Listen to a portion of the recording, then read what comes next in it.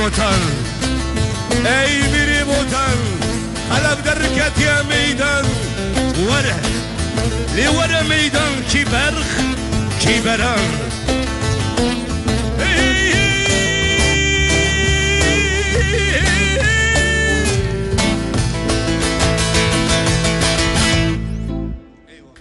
Kemal Ahmet, ağzına yüreğine sağlık. Ağzına yüreğine sağlık. Buyurun. Buyurun. Hoş geldin. Sefalar getirdin. Keki ser çava ser serim ra nasır ekran nimete maşadıkın. Selavu gerim em gerek ki hoş gerek ki dirşahın. Barnamak zindi o kekimin Enver İlmaz. O kuşkame. Serçin kahveci. Nalvidara gerek ki hoşum.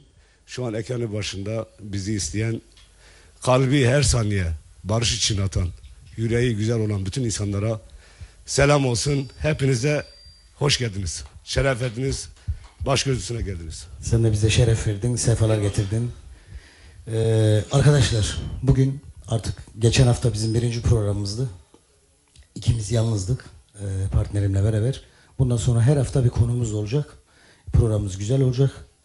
Aynı grubumuzla beraber. Yalnız formatımızda şöyle bir şey yapacağız. Mesela bugün bahsedeceğim. Bu hafta ve gelecek hafta bu arkadaşlarımız için uğraşacağız. Nedir? Alparslan SMA hastası. Alparslan daha 2 yaşında. Zaten sevgili yönetmenimize ben bilgileri verdim. Bunların bu SMA hastaları yurt dışında bunların tedavileri yapıyorlar. Bunlar bizim çocuklarımız. Bunlar bizim canımız. Bunları